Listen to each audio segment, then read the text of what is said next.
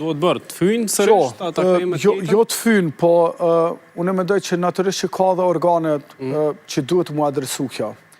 Por gjuha agresive e tillë, demonizuese, unë mendoj që duhet të ndalohet nga partia politike Lëvizja Vetëvendosur, sepse kjo gjuhë është etablu në Kosovë nga ta.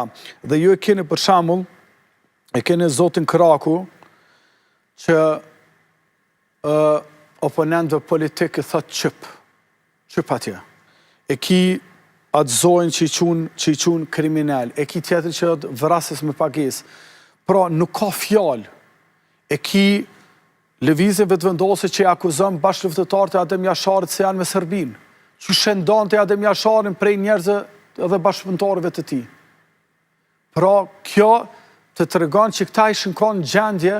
Është edhe ana sjellta, se kanë quajtur Kurtin argat të Serbisë dhe çështje të tjera, pra është po Haris, ky ballafaqimi politik me të njëjtin diskurs. Haris, thirrja e jon për mu bashku edhe depolarizim është thirrje për të gjithë, por mbi gjitha është për një parti e cila e ka pas inxhinjering shoqëror, thyrjen edhe dhunën politike.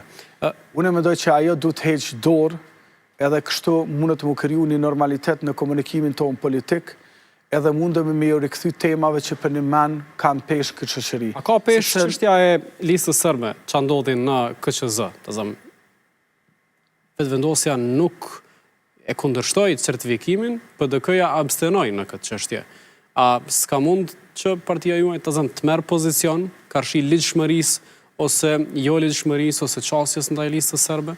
Po, Partia Demokratike e Kosovës shumë ma lehtë do ta kishte të merrte pozicion, sikur kryeministri në shkurje Albin Kurti në të kaluarën kishte marrë vendim, sidomos menherë mas sulmit terrorist Banjskës, kishte marrë vendim në qeverinë e Kosovës, pas një raporti KI-s dhe të Ministrisë së Brendshme, edhe të Këshillit të Sigurisë, kishte marrë vendim që ta fuste listën serbe në kuadër të organizatave terroriste.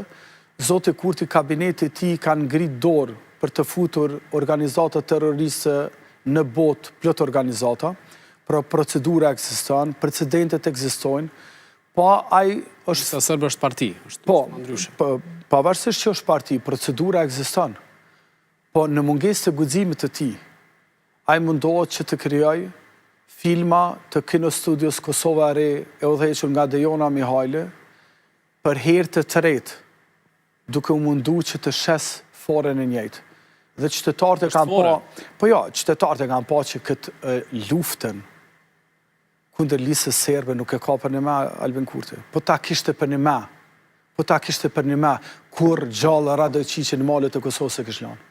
Kur gjallë se kishte lanë, e ka lanë me ikë në Serbi, e ka lanë me ikë në Serbi ato, e ka lanë me ikë kriminal të tjerë, nuk e ka shpall organizat terroriste dhe pse ka mujt me shpall, sa të mundet me shpall, një natë para se me marrë ata pushtetin veri, sa të mundet me shpall organizat terroriste, për nuk ka guxim. Ky njeri nuk ka guxim dhe në mungesë të guximit mundohet që njerëz si Sami Kurteshi, një njeri që kërcënon gazetarët, dhe zotin Krasnishin që trenon, i cili pashtu demonizon gazetarët, mundohet që përmes